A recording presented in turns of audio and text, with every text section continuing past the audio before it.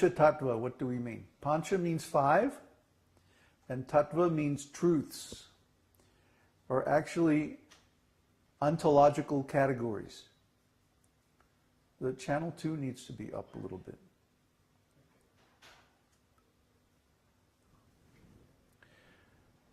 An ontological category is a status of existence. And for example, the human being is a jiva soul. Every living entity is a jiva soul. And that's one category of existence. Another category of existence is material existence. Material objects are in a different category because they're not living. And then there's Krishna, the Supreme Personality of Godhead. And he is in yet a third category of existence. Although he's also a living entity, he's the supreme living entity, the original living entity. Nityo nityanam, chaitanash chaitananam. Of all the living entities, there's one supreme living entity. And of all of the conscious beings, there's one supremely conscious being. And the difference between him and us is that he creates and maintains us, and we are created and maintained by him. So these different ontological positions, they are called tattvas in Sanskrit.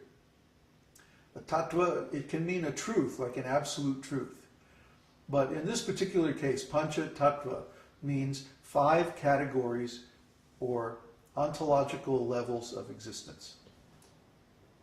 What are they? Well, Lord Sri Chaitanya Mahaprabhu is the Supreme Personality of Godhead himself. And he comes as his own devotee. He comes to this world and he engages in wonderful pastimes of devotion. Why? Because he wants to taste this mellow of what is my devotional service. He wants to taste this mood. He wants to taste his own spiritual bliss.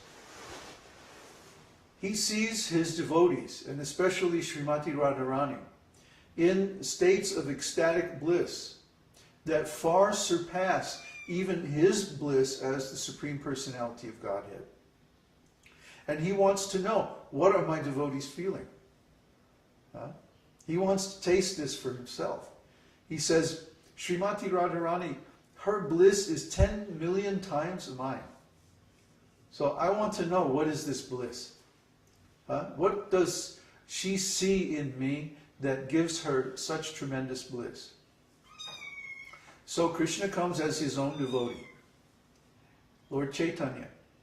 Chaitya means conscious. And Chaitanya means the living entities. So he comes in the guise of his own living entities, his own creations. And he experiences what it's like for them to worship him and love him. This is Lord Chaitanya. And Lord Nityananda is the expansion of the personality of Godhead.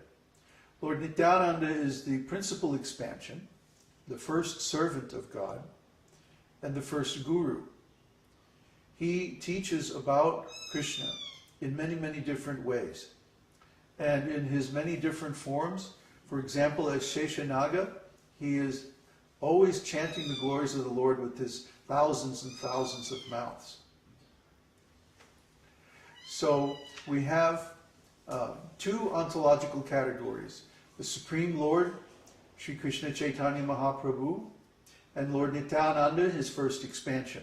And from Lord Nityananda, all the other expansions of Godhead emerge. For example, Advaita Prabhu. We talked about Advaita last time. Advaita means non-different. And so Lord Advaita Prabhu is non-different from the Supreme Personality of Godhead, and he is considered an incarnation of Mahavishnu.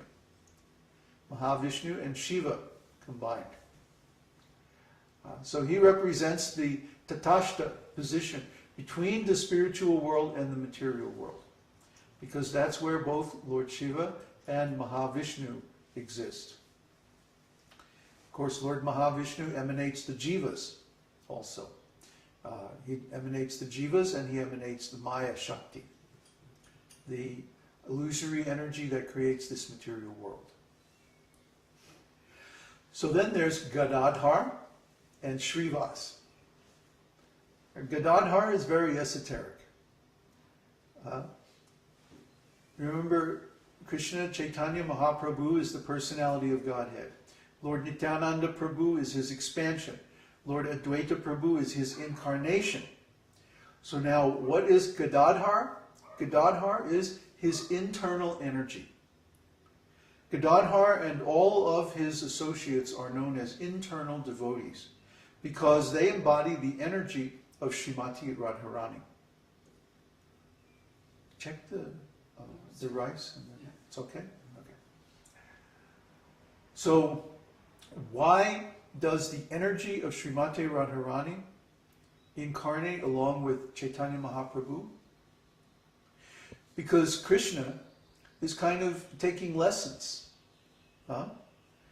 He is naturally the predominator, the supreme controller, the supreme whole. And when he appears as his own devotee, it's a little bit unnatural for him. It's a little bit different for him to be in the position of the predominated. Okay? Srimati Radharani is the supreme predominated energy, the internal energy of the Lord. The Hladini Shakti, or the bliss potency of the Lord. So, when he comes in her mood and her color, golden color, then he needs some coaching. How do I respond in this way, or how do I execute devotional service to myself?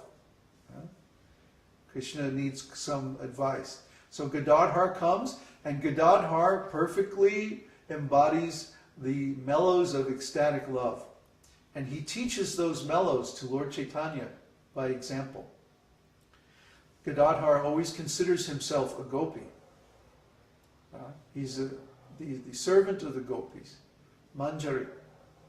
So he's in Manjari Bhav, the mood of a young, prepubescent girl who is serving Srimati Radharani in her intimate pastimes with Krishna. So these pastimes are going on in the spiritual world eternally. And they are the most ecstatic pastimes. They give Krishna the most pleasure.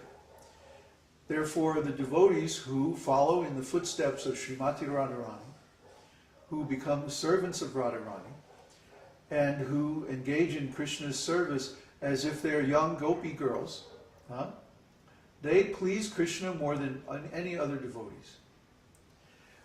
Therefore, our lineage strictly follows in this line from Srimati Radharani. We follow in the mood of the gopis. And what is that mood? That we have a lusty desire that Krishna should enjoy. See, in material life, lusty desire means, I want to enjoy. It's very selfish, very greedy. But in the spiritual world, lusty desire means, I want Krishna to enjoy.